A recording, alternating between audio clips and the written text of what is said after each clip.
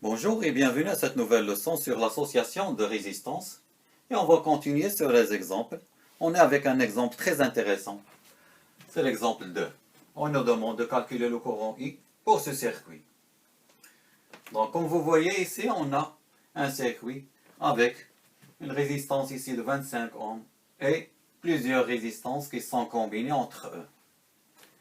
On a ici deux triangles. Donc, pour calculer le courant I, il faut vraiment chercher un circuit équivalent, très simple. Et comme vous voyez ici, on a deux triangles. Et on va passer, c'est-à-dire on va simplifier le triangle en bas, qui est le plus simple. On a déjà étudié dans les définitions le passage d'un circuit triangle à un circuit étoile. C'est ce qu'on va faire maintenant. Et on va appliquer ce qu'on a vu dans les définitions. Donc, si on peut isoler notre triangle ici,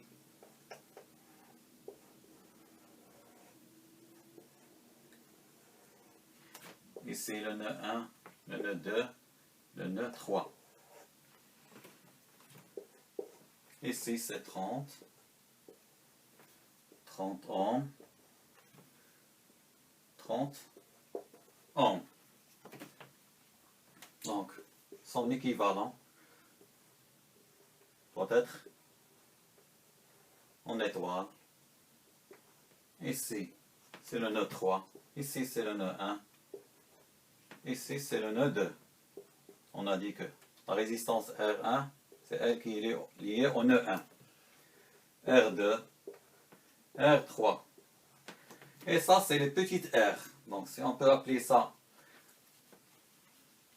R3, donc c'est en face de nœud 3. En face de nœud 2, c'est R2. En face de nœud 1, c'est R1. Donc, on va trouver que R2, on a déjà les données ici. R2 multiplié par R3 divisé par la somme des résistances R1 plus R2 plus R3. Donc, R2 est égal à 30. R3, la même chose.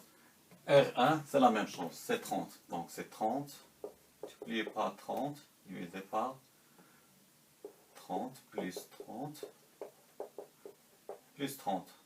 Donc on a bien fait d'étudier, ou c'est-à-dire de simplifier le circuit en bas. Ce qui va nous donner R1 est égal à 30 multiplié par 30, je vous laisse seulement le mettre en facteur. Ça va nous donner 30 divisé par 3. Ça va nous donner 10 ohms. Et ça sera la même chose pour la résistance R2 est égal à R3 est égal à R1.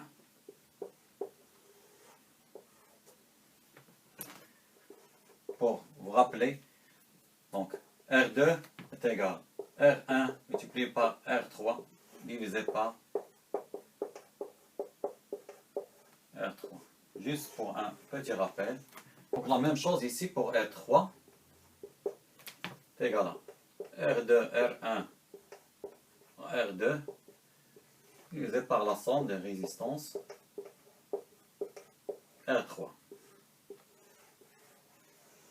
Donc, et on vient ici, et on peut remplacer ce triangle de résistance formé par les trois résistances avec cette forme-là étoile, avec les bornes 1, les bornes 2 et les bornes 3. Donc ici, on a trouvé les résistances R1 est égal à R2 est égal à R3 est égal à 10 ohms.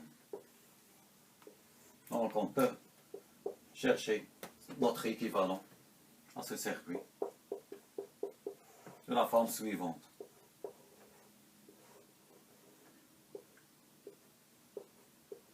Donc ici c'est 1. Ici c'est le nœud 2. Ici on a toujours le nœud 3. Et on va porter ce bout de circuit et on va le coller ici.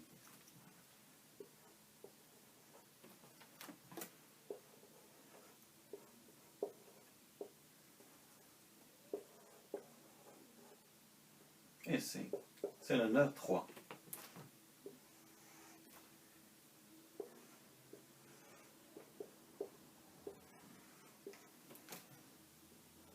Ça, c'est la tension V, 120 volts.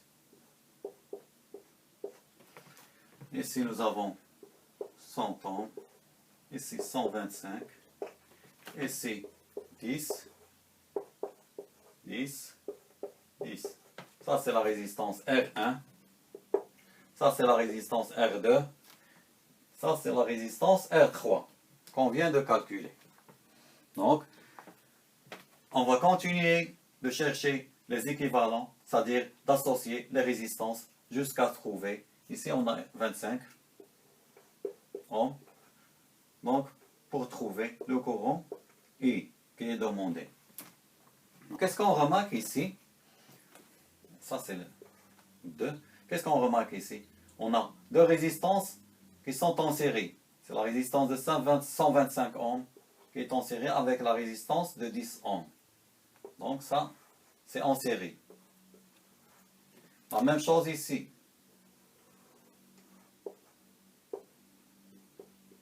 Deux résistances en série. La résistance de 100 ohms et la résistance de 10 ohms.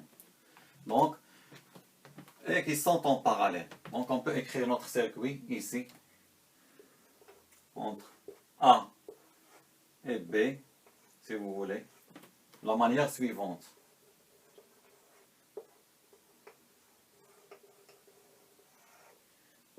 Ça c'est le point B, ça c'est le point A, ou si vous voulez le nœud A. Ici on a dit, deux résistances en série, c'est 100 plus 10, ça va nous donner 110 ohms. Ici 125 en série avec 10, on va faire la somme, ça va nous donner 135 ohms. Ici c'est le point, c'est le nœud B, ici c'est le nœud A. Qu'est-ce que vous remarquez? Qu'on est en présence de deux résistances en parallèle.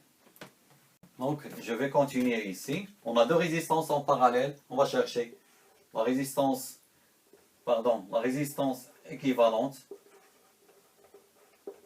De ces deux résistances, c'est R équivalente est égal à 1, est égal à 110 multiplié par 135 divisé par 110 plus 135. Et on va trouver une résistance équivalente de l'ordre de 60,61 ohms.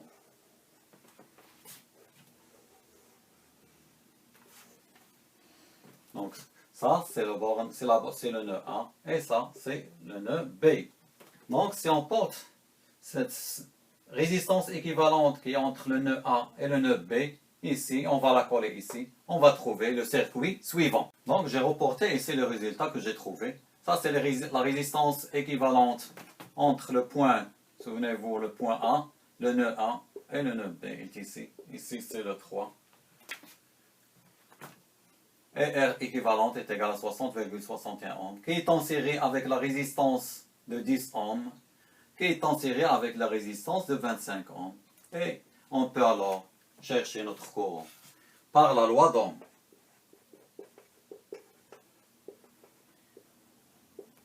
V est égal R équivalente à ce circuit, c'est la somme des résistances parce qu'ils sont en série et sont parcourus par le même courant. Donc, I multiplié par la résistance de 25, la résistance équivalente à 1, 60,61 plus la résistance de 10 ohms. D'où I est égal V divisé par cette résistance-là, équivalent total.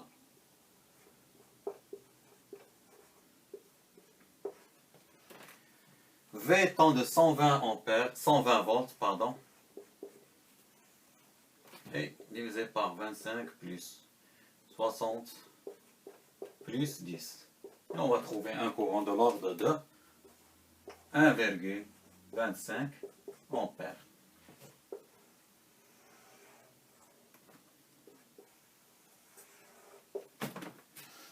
Donc on vient de chercher ou de trouver notre courant I. Donc comme vous voyez, c'est très simple. Il suffit juste d'appliquer les définitions qu'on a données sur dans la leçon, c'est-à-dire dans la partie 1 de l'association de résistance.